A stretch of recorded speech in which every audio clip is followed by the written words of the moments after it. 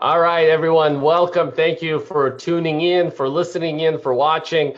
My name is Vladkats. I almost forgot that. And it's I have a really good friend of mine here with us, Dirk van Reenen. Dirk and I go way back to our leadership, brokerage leadership days in our former company. But look, the reason I requested that Dirk be on with us here today is because we were just catching up the other day. And he started bringing up a lot of information, like a lot of learnings from his current like professional phase of his career. And it kind of like, I thought to myself, like, this would be a really great contribution to the real estate space. And look, Dirk's name in real estate goes, above and beyond. He was a huge mega agent down in Texas, then went into leadership. And that's how him and I met. He moved his family up to Maryland to lead one of the largest brokerages here in the state. And then he went outside of the real estate industry. Dirk, I cannot believe you did that, man. Oh man, And yeah. he started Bergflow. And actually, as a part of the introduction, Dirk, can you just share few things about Bergflow and what you do and who you serve? Yeah. So first off, man, it's so cool to just be in this conversation with you. And I'm really glad that we reconnected and just caught up because it was fun. One thing I'll mention is, Vlad was busy building this really fast growing brokerage. And at that point, our brokerage was the number one brokerage in Maryland. And I think Vlad and them were kind of like, kind of shooting up towards that. So there was just a lot of fun in, Yep. we used to mastermind together. Even back when I was in Texas running a brokerage here, we would lead generate together. We'd kind of call each other and go through scripts and everything. So it was just really fun, man. Like, kind of being in a space, competing with you. I know for me, it raised my game because I knew that you were always focused and sharp on your game. So I do want to thank you for that and just all the learnings that came from that as well. Those are good But times, yeah, man. man, I at the end of 2016, I just knew that my days in real estate brokerage and or sales were done. And I think just kind of like you said, I kind of went outside the space and I kind of resigned as CEO of that brokerage and actually shut my real estate team down about 3 months later after that because I'd actually got to this point where I think that I was charging so hard and wanting to kind of achieve so much that it was almost like I was building something more for the recognition of building it than building it for the right reasons. And what happened was, I mean, we were doing well over $1 million a year in GCI, and I was having to fund part of that real estate business on a monthly Wow. basis. So, and then we started running into some drama and like all kinds of stuff. And I mean, it was just one of these things that, when we moved back to Texas and all this was going on the real estate team, I had just launched Bergflow. And about 90 days into launching Bergflow, I had a decision to make. Either put Bergflow on pause and jump back into my real estate business, take leadership back over, and continue to run the multiple teams that we're running. We're running in two different cities at that point, kind of going into our third market. And I either need to jump in and kind of take reins of my real estate team and CEO and like all that, or I had to kind of shut it down and let it die. And that was a hard decision, man. There was a lot of emotion around that. There was a lot of conversations around it. And ultimately I just decided, I was like, look, I want to be absolutely true to my journey and what I have to live out. And when I looked at that, it wasn't in real estate. So I kind of completely got out of the real estate game and just decided, hey, I'm going to put all of my time and effort and energy into Bergflow. And what essentially you kind of asked what Bergflow does is, we work with small service-based companies, right? So most of the companies we work with are going to have somewhere between 10 people on a team up to maybe about 100, a little bit over 100. But most of the companies we work with have between 10 and 100 people on their team and revenues somewhere between probably $1.5 million to $2 million starting off, running up to about 20 million. So that's kind of the space that we play in, service-based companies, right? So we've got a lot of the companies we work with are related to real estate. So, I mean, it may be anything from home inspection to plumbing companies, roofing companies. I mean, we work with companies outside of that as well. We got some companies in the medical space, in the tech space, manufacturing, things like that.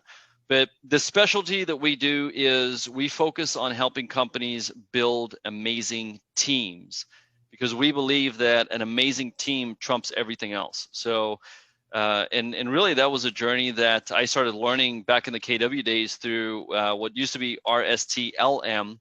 And then we licensed that product in 2016 with workflow, and the corporate consulting version is RSTMM, right? Which is recruit, select, train, motivate, manage, right? So, but that whole process just really gave me such a deep insight into how to actualize opportunities through really learning how to develop amazing teams.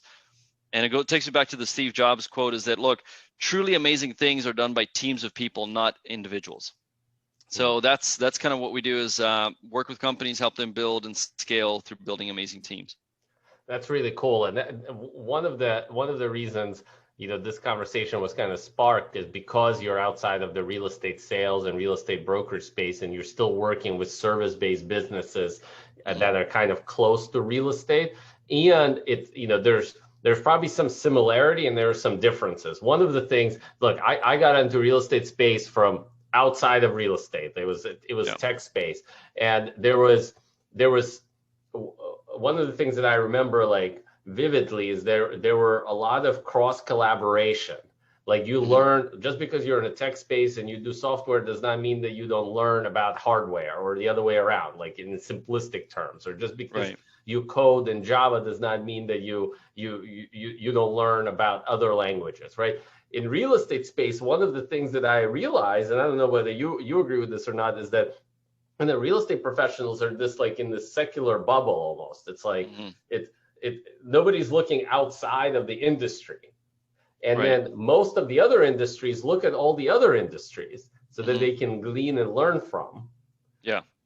And so like this is a really amazing opportunity for us to have a conversation with somebody who was both the insider and now the outsider of the real estate space, because I truly believe there's so much to learn from outside of the real estate industry. Yeah. And then so I hope that you bring that knowledge. Not I hope, I know you'll bring that knowledge into this conversation. Yeah, so I think one of keep in mind, and this, the real estate industry is just a massive industry. It's a behemoth industry. And I think sometimes we get caught up, and I say we, like I'll include myself kind of like as an insider, to think that the majority of the real estate industry is around brokerage and sales. And the first thing we have to realize is that there is a massive industry outside of brokerage and sales. Brokerage and sales may facilitate the transaction, but there are huge opportunities all around the transaction, right? I mean, think about, a lot of mega agents we know and people we know have gotten into things like title and mortgage, and they're seeing that. But outside of that, there's even a massive world when it comes to the servicing side of it. And just think about a real estate transaction that takes place. I mean, there's a home inspection that's done. Sometimes there's a contractor that has to come in and do work, and then you got roofing companies, people that change the locks, people that landscape. I mean, there's so many different moving parts in that, and any one of those things carved out by itself is a massive opportunity. So, when I left the real estate brokerage and sales world and went into this other world, one thing is that I was kind of shocked by, some of the businesses that I saw. It was almost kind of like, oh my gosh, like that is pretty significant, right? Because I mean, in the real estate brokerage, like sales, let's talk about a mega team or something like that, right? Let's talk about a sales team. For a sales team to be doing $2 or $3 million in GCI, I mean, that's a pretty big deal, right? I mean, that's a pretty good size company. Top 1% of 1%. Yeah.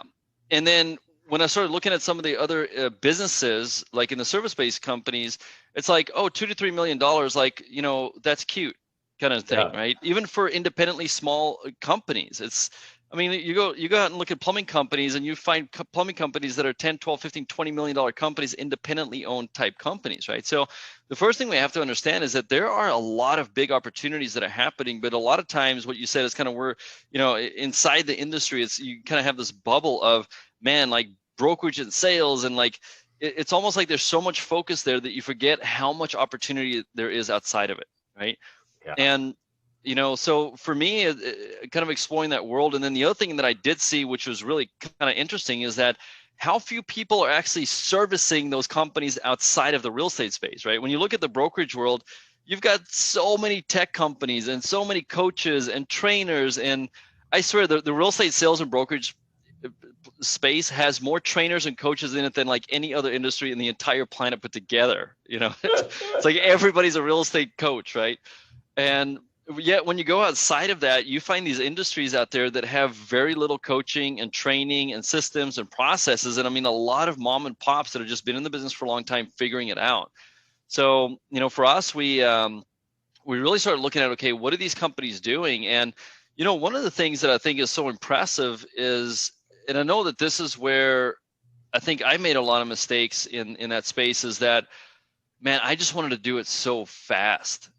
It's like I wanted to become a top producing agent so fast. I wanted to become an expansion agent so fast. I wanted to, when I got in the brokerage world, like I wanted to just be a top team leader so fast. And when I look at so many companies that have built really amazing things, it's a lot of them, even without the right, training and systems and everything, it's because they've been really consistent over time. And for me, over the last 4 years now, it's understanding, okay, what can I learn from that consistency over time, married with the models of like building businesses with speed and, top talent, and what does it look like when those two worlds collide? Because for me, it was always just like the one side of it. It's just like, how fast could I do it? And so now I have kind of slowed down things in my life over the last 4 years. I've started going much deeper into focus. And what I've found is that we're building a stronger foundation that's launching us to the next level faster than just trying to go fast. No surprise there. Is it all right if I get a little bit silly, Dirk? Dude, get as silly as you want to. All right. So, everybody, my Russian silliness is coming out. This is my excited face. Just kidding. So look, is it outside of the real estate industry, is the focus on profit or is the focus on trophies? It is definitely not as much focus on trophies, because there's no trophies to be handed out, right? I mean, if you're in the brokerage or the sales world, it's just like everybody gets a sticker, right? It's like $1 million producer gets a sticker. And when you look at what $1 million producer means in GCI and profit, it's nothing, right? And I don't mean to take that away from somebody that just got the $1 million sticker and they're all jacked up, but just understand, in the business world outside of real estate, making $30,000 a year is like, you aren't doing shit. Like you're not doing shit, right? It's not until you start getting to the $2 million mark in GCI until you're going to even start figuring out, okay, what are we really doing? And what I've learned, and what I tell my clients and people that we work with is, if you haven't generated $1 million a year in revenue, you haven't even figured out how to do the thing that you're doing. Don't worry about expansion. Don't even be thinking about expansion. Don't even be thinking about like launching additional divisions or anything. Like, you haven't figured out how to do your servicing part of your business yet.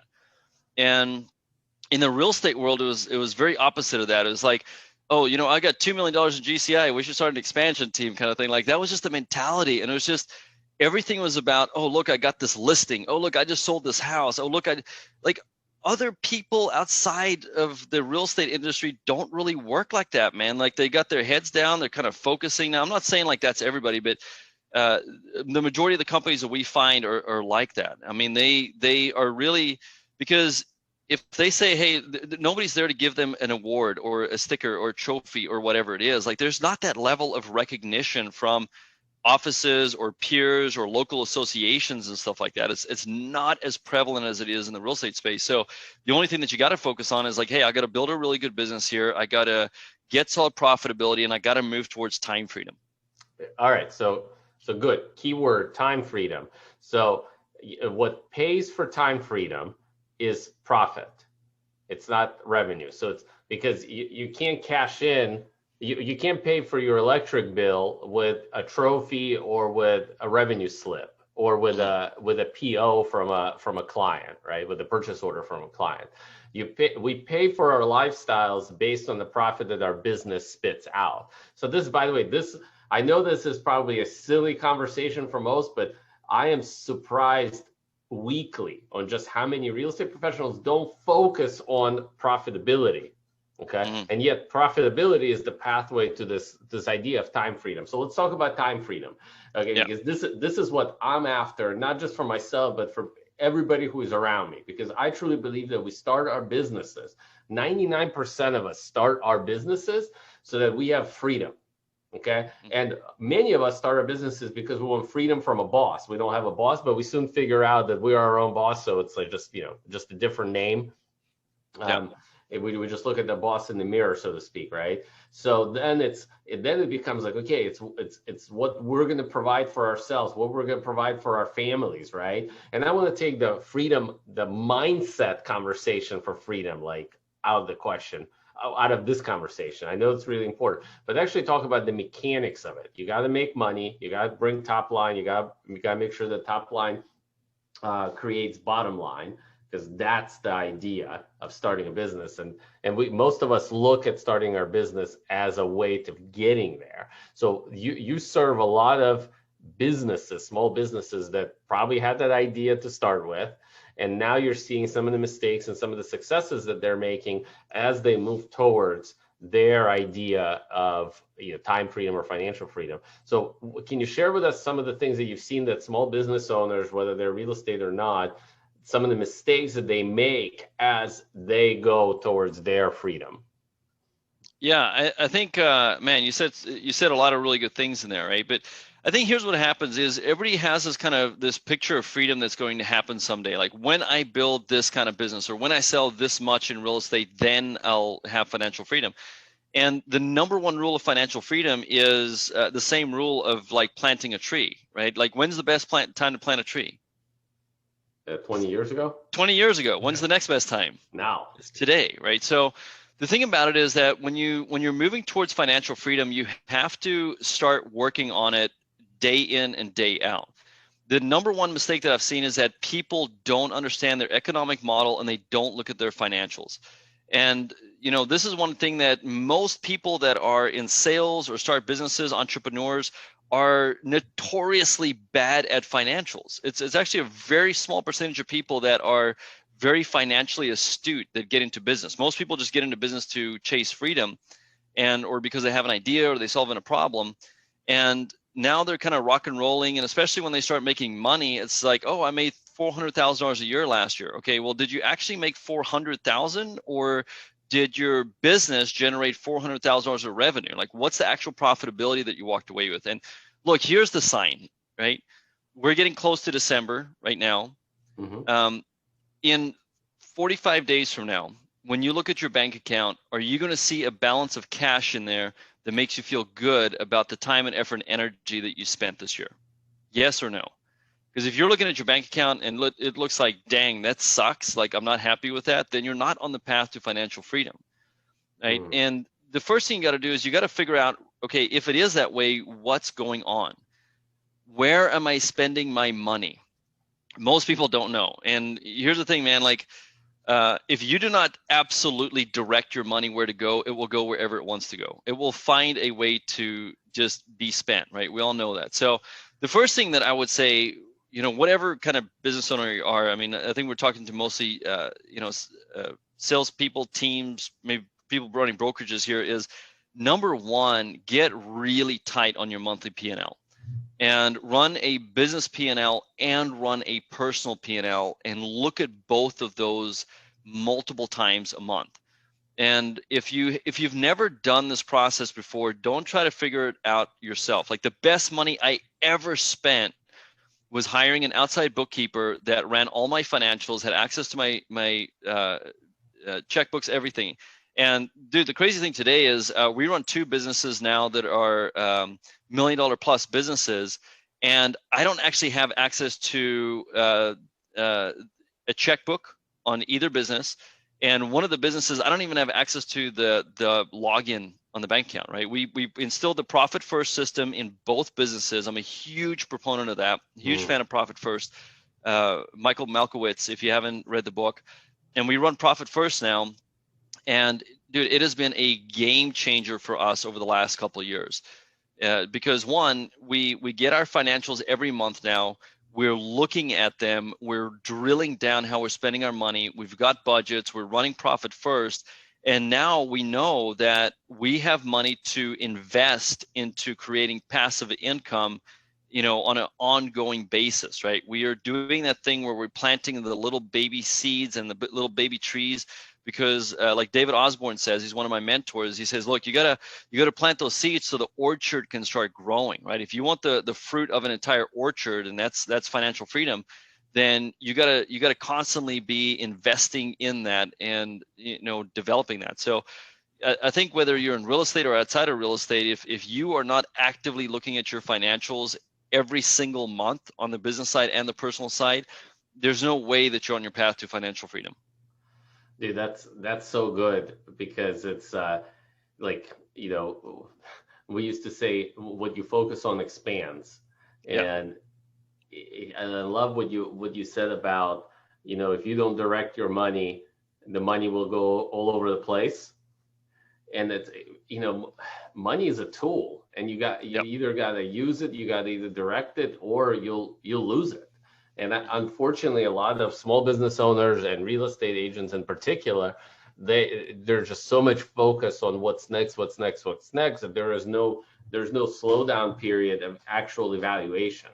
Like, I started looking at my credit card bills and my checking account like daily. And like, I did that, and I saw so much waste coming through it, even after all this knowledge and all the training, that I just like, it was hurting my eyes, because it would be like stuff that just sneaks in, just like you were saying. It's like, if you don't direct it, it'll go all over the place. And my wife and I, Kristen and I, were just like, oh no, like, we don't know what this is, and we just take it out. We don't know what this is, just take it out. So now I actually just went to like weekly like reviews, and it's just, the whole world opens up when you see where your money is going. So I think that's a brilliant advice. What else are small business owners not doing or should be doing in order to actually get themselves closer to this idea of time freedom? Yeah, I think another thing that's really important here that I see a lot of people do, and I was actually just got off a coaching call before this call, and we were doing some group work. It's a group call that we do every Tuesday at 1 o'clock with business owners, and we kind of went into breakouts, and we're sharing some very specific goals about 2021. And one of our clients has done really well over the last 18 months. And I mean, his business is really starting to get some legs under it. This year he's finishing out at about 1.5 million in revenue. Profitability is really starting to climb up. And, now next year he's talking about certain things, and he's talking about buying a boat and all this kind of stuff, right? So, which there's nothing wrong with that, but he also wanted to invest in creating passive income. And I said, okay, well, here's the deal. He had a goal that I want to create $50,000 of passive income next year. And I said, okay, here's the most powerful thing you can do is, like, don't buy the boat until you've created the $50,000 a year of passive income, right? And it's kind of the thing that comes to mind here is that as people make more money, they scale their lifestyle before they scale their financial toolbox. And it's I think in the real estate world, again, is very prevalent, because it's like, oh, well, now you're a $2 or $3 million or $4 or $5 million producer. Oh, well, that kind of producer should drive, an $80,000 car, or they should live in this kind of neighborhood, or they should have a membership to the country club, or like whatever it is. And this is one thing that we're working with a group of physicians right now that are talking to us about helping them kind of create a learning-based community. And it's kind of interesting, like talking to these physicians, because they said, look, most physicians get so caught up in the rat race because they go to school for a long time. So they start off with a lot of debt.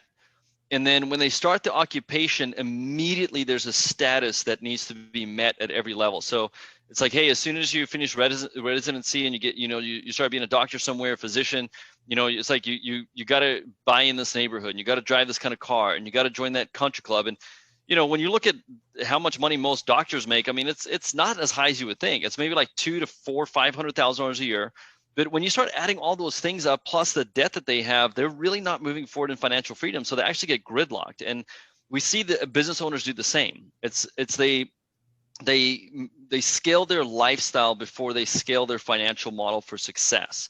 And I think like this is I do think it's harder when you're in an industry that recognizes status and awards and all this kind of stuff. You got clients that you're pulling up in front of their house. And when I used to sell real estate, like I drove for the longest time, I drove like a Chevy Blazer, like a little ugly ass little car. And I'd pull up to this nice house, and it's like people didn't care what I drove. They didn't care. And I mean, I've heard real estate, I've heard every discussion about this. So you may be watching this and like, bullshit, my clients, I need to pull up in the super sleek Mercedes Benz, or I can't get this listing. And I'm like, that's just your mindset, man. Like, but the thing about it is, set your life up for success from the start. Start by saying, I learned this from a guy about 3 years ago, and he said, there's not a month that I go by that I don't deploy cash into being financially free.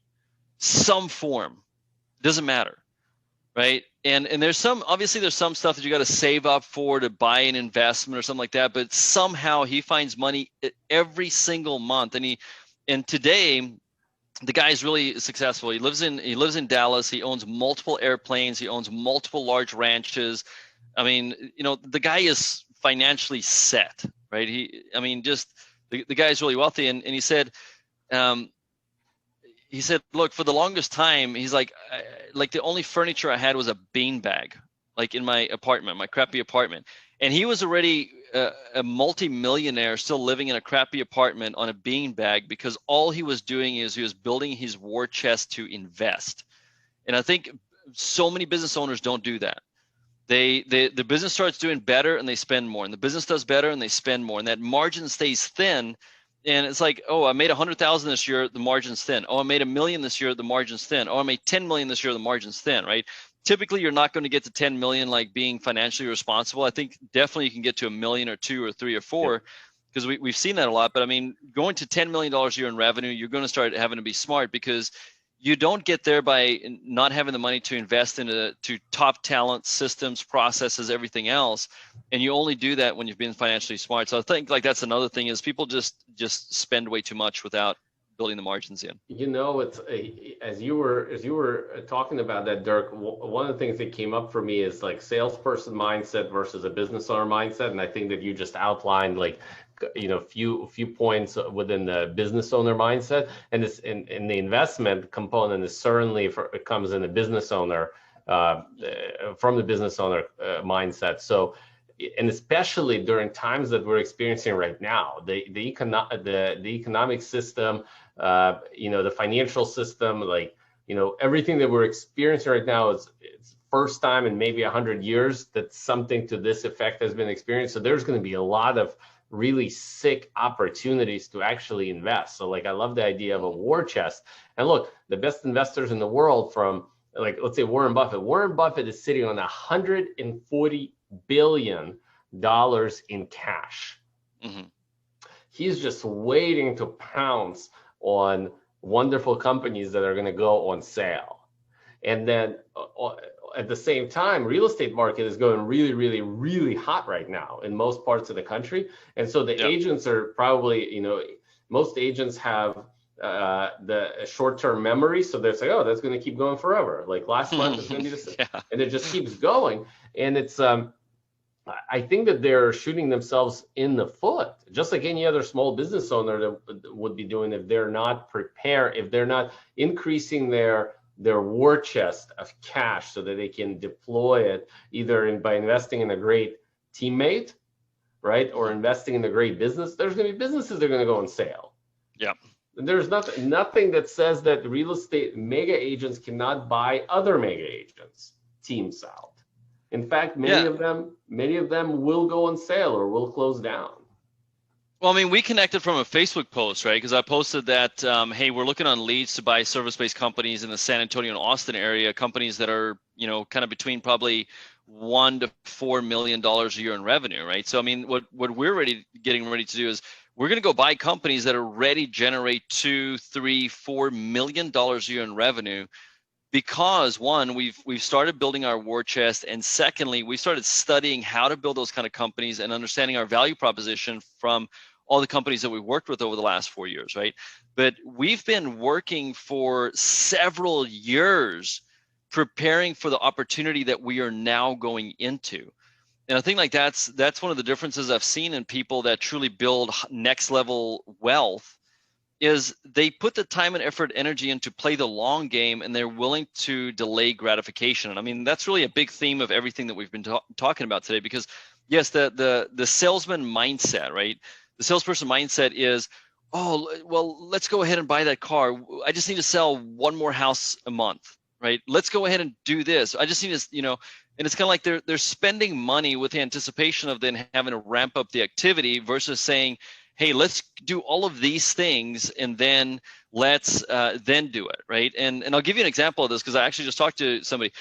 I mean, I'm almost 40 years old and I've never had like a really cool car, like ever, right?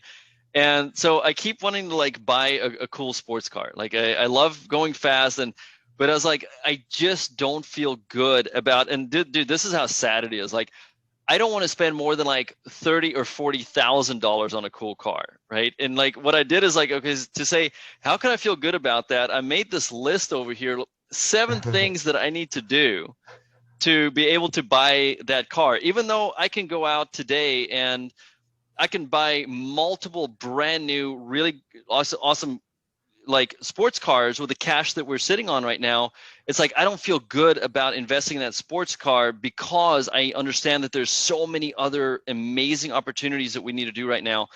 And the idea is that, look, I want to delay the gratification on the sports car, and I actually want to make it harder for me to buy the sports car because I'm itching to do it, but I don't want to I'm putting barriers between me and that goal. And every one of those barriers are going to be set up to drive my family financially forward. They're driving our financial freedom. And in times where I get like really excited, like I go on Car Gurus and I'm looking at cars, I'm like, you know what it does? It motivates me to come work on my list. And then I come in here and I'm like, hey, what are 2 or 3 things I can knock out today to move this list of 7 things forward? Because I know as soon as I finish this list, one is I'm going to be 100% out of debt except for real estate. So no business debt, no personal debt, just the real estate holdings that we have. And most of those are cash flowing. And I'm probably going to generate at least another $3,000 to $4,000 in passive income when I'm finished with this list, right? I mean, $3,000 to $4,000 isn't like massive money, but I mean, think about that. That's enough in 1 year to pay for that sports car out of my passive income, where it doesn't have to go into my war chest for investment, or it doesn't have to go into me and reinvesting into my business. And that's how, I would encourage more people to start thinking. And here's the number one thing, and Vlad, you know this, man, like the people you hang out with matter.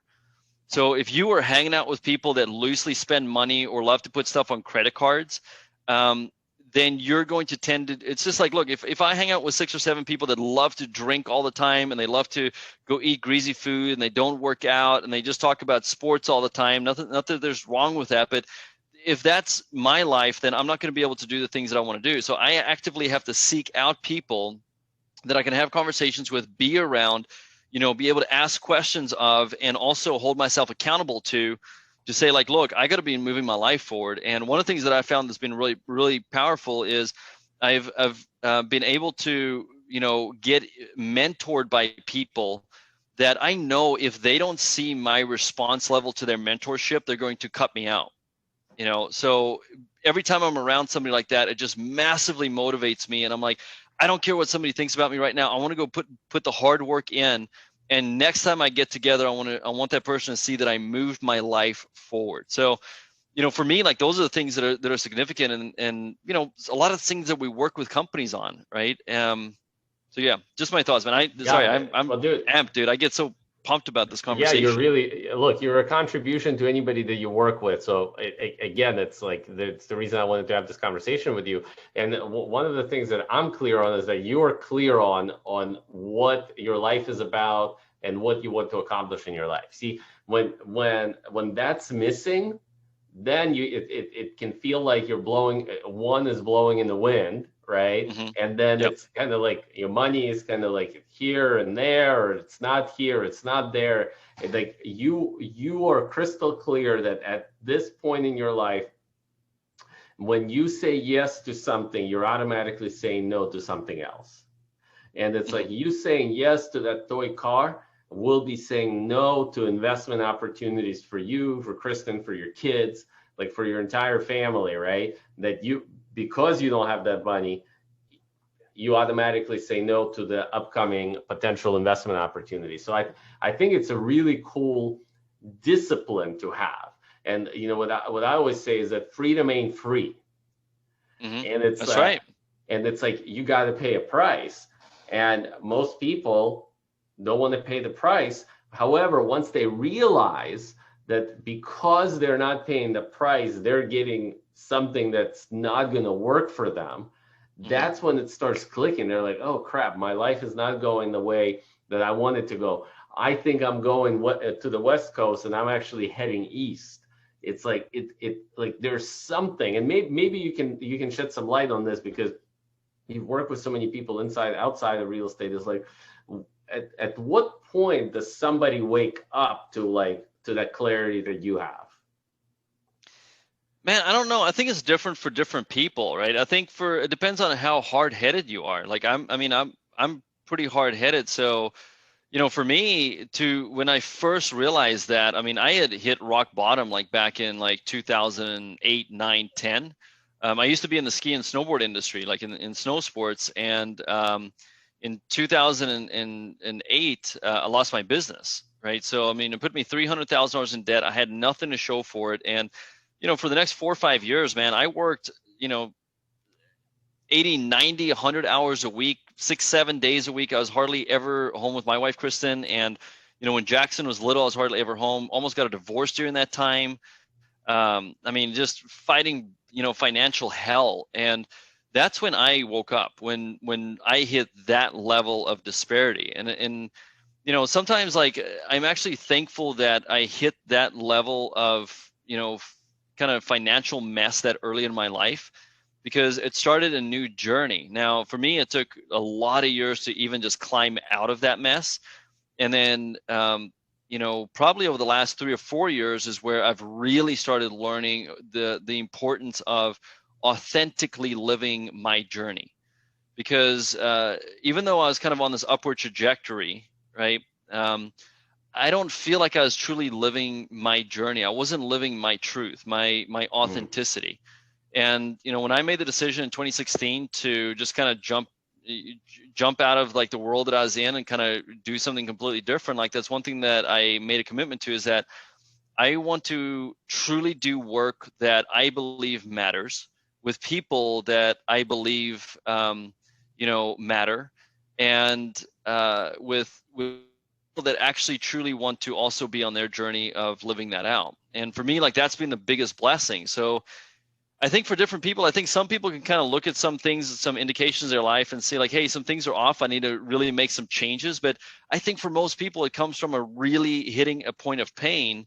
And usually it's some kind of event that's going to happen. And unfortunately right now, it's like, despite of COVID, like, there's a lot of people that are living good times right now. I mean, if you look at RV sales were all-time high, boat sales, new car sales, real estate. I mean, there's like dude, people, this has been like the summer of love and the summer of fun, and for a lot of people, because look, there's triple P money out there, there's EIDL money out there. I mean, there's all kinds of stimulus, and kind of like you said, like, I mean, we believe like there's going to be a period where things are going to start drying up a little bit. I mean, I'm already seeing, kind of, assets starting to come on the market of people that bought stuff, right when they got their stimulus money, and now they can't afford it. So you just mentioned bankruptcies are up 30%. There's going to be some amazing opportunities to buy next year. And for some of those people, this is their wake up call. They're going to all of a sudden wake up to a life that they can't really pay, they can't afford, or they're just going to wake up and say like, this is not the life that I wanted to live. And I do want to encourage anybody that kind of gets that point is, look, the first thing you got to do is like let your ego die, and just say it's not about looking good and being right. It's about me doing what I need to do right now to support building the life that is authentic to me and my family, and what we need to do in that world. And for me, when I kind of walked away from KW and running that market center, I mean, there were a lot of people like, what the hell is Dirk doing? Like, has he lost his flipping mind? And it's kind of like, when I went outside of that world, it was like I dropped into this black zone of nothingness. It's like I dropped into the abyss, right? But for the first year of building BurkFlow, man, I mean, I was working out of the public library. I was working out of a garage in Houston that was hot. I mean, like all the kind of stuff. But I just had my head down and I forged forward. And in a short amount of time now, we've been able to do some incredible things.